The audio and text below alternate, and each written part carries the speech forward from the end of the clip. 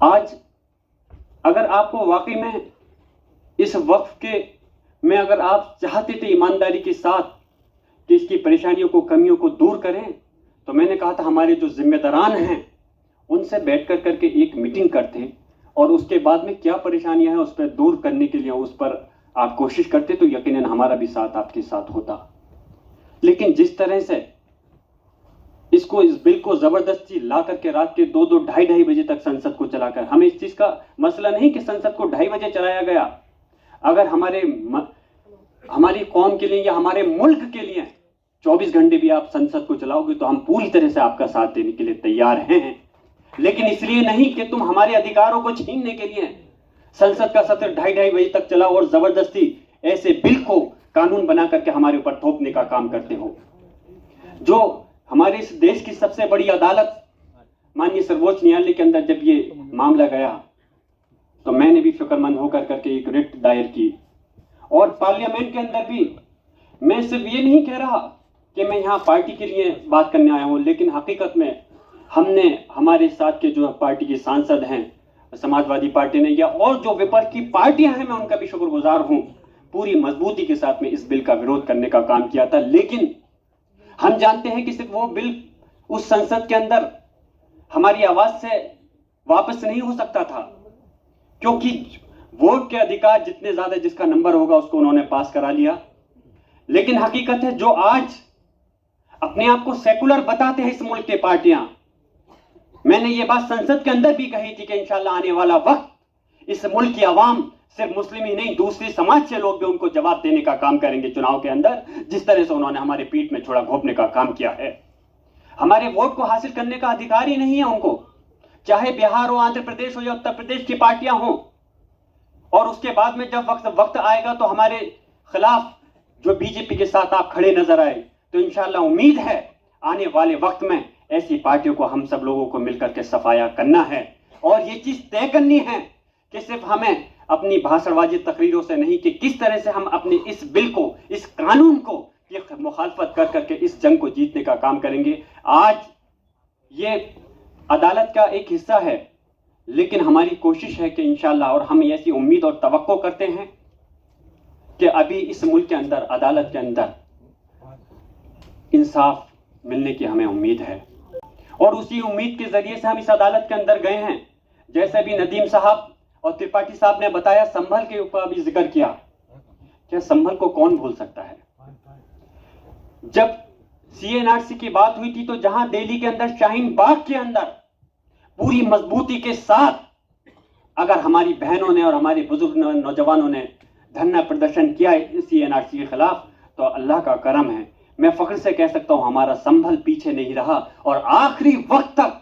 हमारे नौजवान को शहीद कर दिया गया। उसके बावजूद भी एक धरना प्रदर्शन करके, क्योंकि वो मसला सिर्फ संभल से नहीं था बल्कि हमारी पूरी मुल्क की कौम से जुड़ा हुआ मसला था, तो हमारे लोगों ने शहादत भी दी, उसके बावजूद भी पीछे नहीं हटे। अभी हमारी संभल की शाही जामा मस्जिद किस तरह से जल्दबाजी के अंदर केस डाला गया और उसके ऊपर जजमेंट भी आया, सर्वे भी हुआ, हमारे लोगों की जान भी चली गई, लेकिन उसके बावजूद भी आज हम अल्लाह के करम से उस लड़ाई को लड़ने का काम कर रहे हैं। मेरी दुआ है आपसे, मैं आपसे दरख्वास्त है कि आप लोग दुआ करें और साथ भी दें। मैं अपनी बात को मुख्तसर करते हुए कि याद रखना, जो सरकार कहती है कि मुझके लोगों की ना तो मस्जिद छिन रही है ना मदरसा छिन रहा है, तो मैं पूछना चाहता हूं फिर क्यों हमारे संभल के ऊपर अभी से संभल की जामा मस्जिद पर और हमारी जो दरगाह है जनरेटर शरीफ में किस तरह से एकदम से शुरुआत हो गई उसको छीनने की। अगर कलेक्टर को आप सारी पावर दे दोगे तो यकीनन कलेक्टर सरकार का गुलाम होते हैं और जो सरकार कहेगी उनको वही काम को अंजाम देना है। और अगर मस्जिद और मदरसे सारे हमारे वक्त से जुड़े होते, कब्रिस्तान हो, खानका हो, और मैं तो ये कहता हूं कि सिर्फ इस जगह पर मस्जिद मदरसे नहीं बल्कि हॉस्पिटल्स और एजुकेशन के हमारे दायरे भी, तालीम के दायरे भी हैं, जिनसे कि हमारे गरीब लोगों को, सिर्फ मुस्लिम लोगों को नहीं बल्कि दूसरे तबके के लोगों को भी उससे वो फैज़याब हो रहे हैं। अगर सरकार चाहती थी कि इसके अंदर सुधार होना चाहिए तो तुम सरकार हमारी जमीन को छीनने के लिए नहीं बल्कि इस चीज पे कोशिश करते हैं, जिन बड़े बड़े लोगों ने हमारी वक्फ की जगह को छीन लिया है, क्योंकि ये वक्फ की जगह कोई हमें सरकार से नहीं मिली हुई है, ये हमारी लोगों की जगह है जिन्होंने अल्लाह के नाम पे दान की है। तो आप कोशिश करते हैं उन लोगों से उस जगह को हासिल करके वापस हमें देने की, लेकिन आपकी नजर तो उल्टा, जब आपके दिल में खुद बेईमानी है तो आपसे हम कैसे इंसाफ की तवक्को कर सकते हैं। मैं अपनी बात यहीं मुख्तसर करता हूं और इंशाअल्लाह ताला आपसे यही दरख्वास्त करता हूं कि आप सब लोग इस लड़ाई के अंदर सब लोग साथ हैं, कि जिससे कि हमको, हमारी कौम को इंसाफ मिल सके और इस मुल्क के अंदर जो हमारा संवैधानिक अधिकार है वो हमारे साथ कायम रह सके। हजरात का कि उन्होंने एक जो इस वक्त हमारे मुल्क का बहुत अहम मौजू है उस पर जो पब्लिक मीटिंग की है, और यकीनन इस वक्त इस पूरे मुल्क के अंदर जगह जगह जो तंजीम है, हमारे वक्फ के बिल जो कि अब कानून की शक्ल ले चुका है, काफ़ी सारे प्रोग्राम हुए भी हैं और लोगों के तासुरात आए भी हैं। हमें खुशी है इस चीज़ की कि जहां इस लड़ाई को लड़ने के लिए जो मसला इस मुल्क के मुसलमानों से जुड़ा है, लेकिन हमारी इस जंग को लड़ने के लिए हमारे त्रिपाठी जैसे हमारे सरपरस्त, हमारे जिम्मेदार लोग भी हमारे इस जंग के साथ हैं। मैं उनका भी तहे दिल से शुक्रिया अदा करता हूं। जनाब, मेरी इस जो वक्त बहुत नाजुक है और ये कहने में मुझे कोई परहेज भी नहीं, इस मुल्क के अंदर सरकार जो बिल लेकर के आई वक्फ के ऊपर,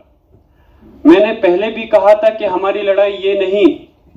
हम इसका विरोध इसलिए नहीं कर रहे कि इसको बीजेपी